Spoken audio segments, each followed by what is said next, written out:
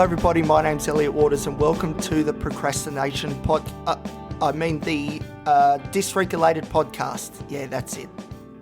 So as always, if you're enjoying the podcast, please like, subscribe, share, all that sort of good stuff. Okay, let's get into it straight off the bat from last episode. So if you listen to the last episode, which is a beauty, I recommend everyone to listen to it.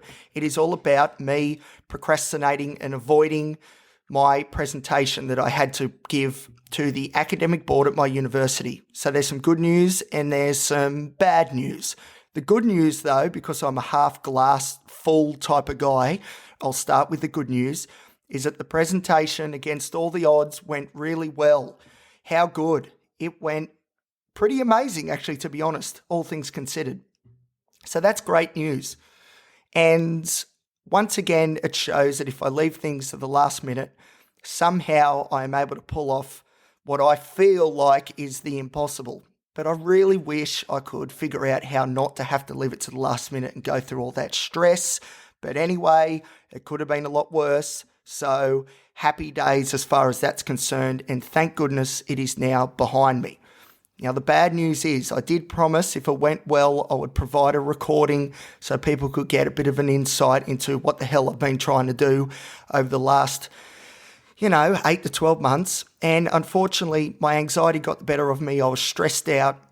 And I thought if I press that record button, my computer is going to blow up and shut down, and go along with it will be my hopes and dreams to be a clinical psychologist. And that's the thing. It's not just about, my computer might slow down or shut down. That would suck. I'd have to go later in the queue. It is everything would blow up and shut down, including me. So unfortunately, I was not able to get a recording, which is a shame because it would have tied in so well and would have been a good reminder to me that, you know what, Elliot, you can probably do it. You may not do it in the most de-stressful, relaxing, and best practice as far as being a student goes, but you can still do it, and here is tangible proof. But anyway, hopefully my marks will provide that, which would be nice. But we turn to the one last big challenge that is left, which is actually submitting this thesis. And as you can probably guess, I am procrastinating again. And one of my favorite ways to procrastinate is to do an episode of the podcast. I think every episode so far has been an effort to procrastinate, and so far it's gone pretty good. So, why reinvent the wheel this late in the game? So here we are again today. Okay, so today's episode is going to be about the physical manifestations of mental illness, which I think is very much underrepresented out there. A lot of people think that mental illnesses are all in your head, and it just isn't true. So let's do a bit of anatomy to begin with. The brain, where it's all in your head.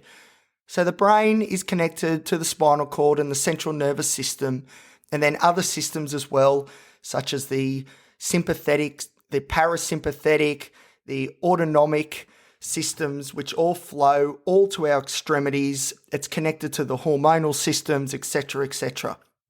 The brain is the driving force behind just about every single thing we do, and that is not confined to just in the head, not at all.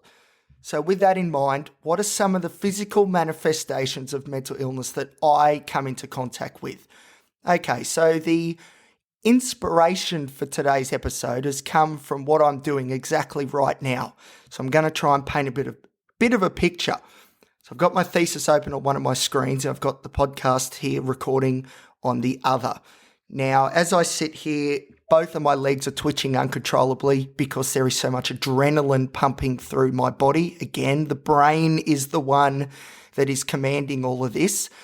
And on average, after I write every sentence or two of this paper, I have to get up, pace my room for about a minute or two, and then I'm able to sit back down. And usually I start, throwing my keyboard around and start looking at the sky and thinking, how on earth am I going to get this done? And then I'll start, trying to type again, and this process will repeat. So at the moment, my heart rate is sitting on about, I think it's about 110-ish Blood pressure is sitting at 153/94, which is a little bit high, and we are in stress mode. So I think I've said before in the podcast, there's sort of three responses to stress: fight, flight, or freeze. So ordinarily I'll revert to freeze, but today I don't have a choice in that. I have to fight, and fight I will. But that's the thing, I'm all jacked up like I'm going to fight some sort of physical monster that's coming at me, when really it's actually an intellectual monster, very much a monster, don't get that wrong, but it is intellectual. But my response is not just in my head, it is very physical. What else have we got? Okay, feeling sweaty in my palms. Yeah, again, another sort of response. A lot of this is tied up with anxiety. I've got stomach pains because I haven't been able to eat as much as I would probably need to because of the stress. My shoulders are rounded because I'm in this depressive episode, and doing this thesis is very depressing, especially the thought that I probably haven't been able to devote the time that I wish I could. So my shoulders are rounded, my arms are crossed in defensive mode, and once again, my legs are still twitching uncontrollably. I'm not sure if you can actually hear that on the recording because I'm sort of doing it on one of the legs of the desk. But for this episode, I may not delete that part because, hey, it's all part of the show. Except it's not a show. This is real life, and it's shocking. But anyway, what else has there been? Dreaming. So I've been dreaming some very negative dreams lately. A podcast episode could probably be devoted to my dreams, and as a result, I've been waking up in a cold sweat as well. And so I'm also very unrested because of that, because even in my dreams, I'm in flight or fight or freeze mode. And judging by the way I've woken up, I think I was definitely in fight mode, or maybe flight. I could have been running away at a pace as well. I'm not sure. Some other physical manifestations, right? Poor circulation. So I get poor circulation from, well, probably a variety of the medications, but I think top of the list would be the dexamphetamine that I have for ADHD. So my feet are often blue and cold, and my fingers go numb very easily. What else is there? Okay, more medication side effects. Seroquel or quetiapine, Zyprexa or olanzapine, notorious for weight gain. Now, it's interesting, when I was on Seroquel only, I think I'm the only person in recorded history who actually lost weight on Seroquel, but adding in the olanzapine has certainly reversed that trend, and I crave sugary food and fast food more than before. And of course, when you're stressed out as well, you crave those foods also. And there is actually an evolutionary reason for that, because if you're in flight or fight mode in particular, you need energy fast and you need it now. So evolution has shaped us in a way that we seek out sugary foods, because that is, now I've got to be careful.